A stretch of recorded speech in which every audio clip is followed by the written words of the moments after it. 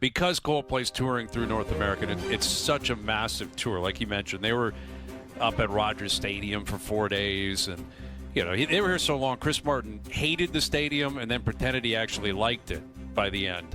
But that is a pair of colleagues that clearly are having an affair, allegedly, or certainly looks like there could be something going on there. And they get caught on the big screen. Chris Martin's like, hey, look at these two. And then it absolutely explodes online.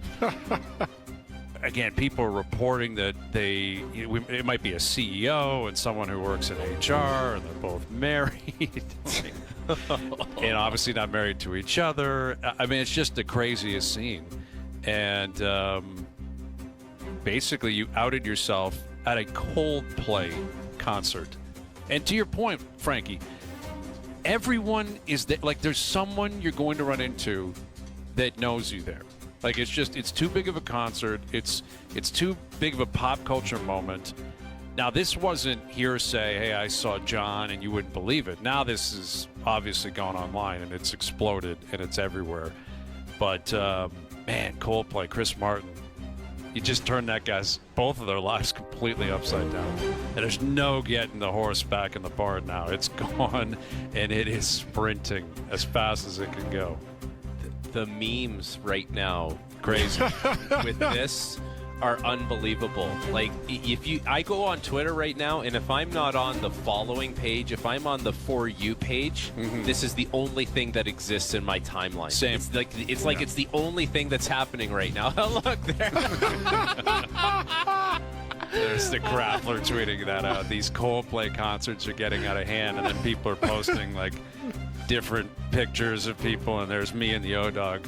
That was actually on the Hug Cam down at Scotiabank. It wasn't Kiss Cam, but it was Hug Cam, and we were tipped off. Hey, it's coming. We're in the alumni box, and we're like, well, what are we supposed to do? Are we going to hug it out? And look how awkward O is. Like, O was so awkward, and I'm like, I'll go in for the half hug, like the shoulder grab and pat, let everyone know we're in on the act. But anyway, yeah, Coldplay. Changing lives. Changing lives. If you're having no other way to put it. You don't cuddle at a very public event. That's just it doesn't even make sense. It's almost like you're asking to be busted. Like, just, okay, now everyone knows it's out there, right? Now our families know, our wives, husbands know. Like, that's what you quietly do on a beach in the middle of nowhere. Like, it's just, I don't know. Unless you're asking for it. Unless you're just maybe. Like, this is it. Maybe. We're going to do it, and the CEO's wife, she's going to be driving a new Porsche very soon because she's getting 50%. Can you imagine going home after that right now? Oh my God, on both sides. And what was the explanation for why the significant others couldn't go to Coldplay? That's another part of it I want. I've got to go. We got work tickets. I wish I couldn't go, but I have to. I got to bring people from work. It's like, yeah, okay, dude. Who are you kidding? All right, so more on Coldplay a little bit later this afternoon. We got Lawrence Applebaum coming up from Royal Portrush a little bit later in the hour, but we have a trade to announce. I sound like Jerry. The Maple Leafs have acquired Dakota Joshua from the Vancouver Canucks, I believe for a fourth-round pick. Is that right, JP? A fourth-round pick for Dakota Joshua. Dakota Joshua coming home. He was drafted by Toronto. He was drafted by the Leafs. I think he's a Michigan kid. I believe he was born in Michigan. But, yeah, he was drafted by the Leafs. And, he had health issues last year, obviously, that, delayed the start of his season. His numbers were not off the charts this past year. But the year before, he had a career year. For him, he had a very good year, very productive year. But he can play center. He can play wing. He's a big guy. It's kind of like is this kind of like another Nicholas Waugh? Like, how would you describe, Joshua and what kind of role he's going to play for the Leafs? He's, because we've been talking about what Brad Treliving says, like last year it was more snot, this year it's DNA that needs to change. This guy fits the mold of what Brad Treliving is talking about, and he can be a difference maker. Like 2 years ago, When he was there in Vancouver with Rick Tocchet was really hard on him. You need to be confrontational. You need to be a guy that makes people uncomfortable on the ice. And if you can do that, you can make a difference.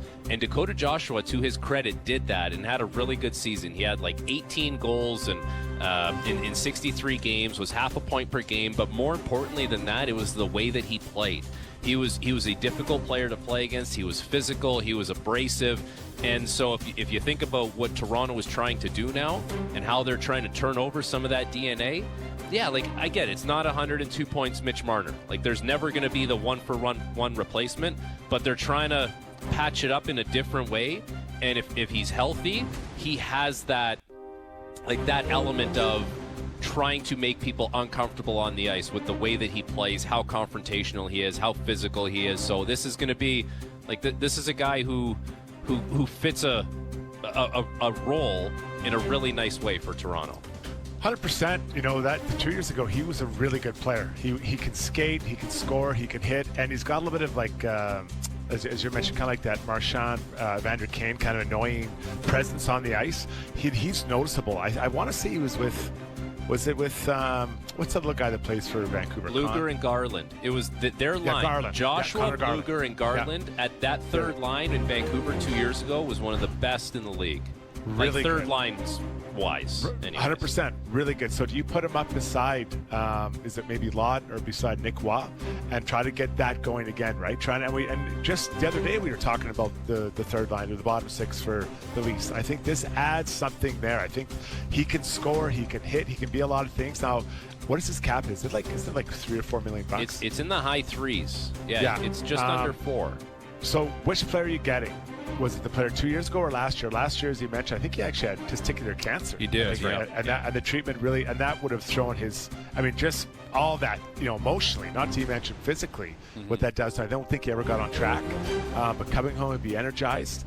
I like this kind of, for a fourth round pick, that's not much to give for a guy that I think could bring that to this middle of the lineup, maybe of what they need. Yeah, it's interesting. I can't quite figure it out from Vancouver's standpoint. Again, he had a down year last year. They had a down year collectively. Maybe it's a cap dump. I would guess they have something else cooking. Maybe they're in on someone else, or they have a couple of other things coming, and they had to unleash somebody.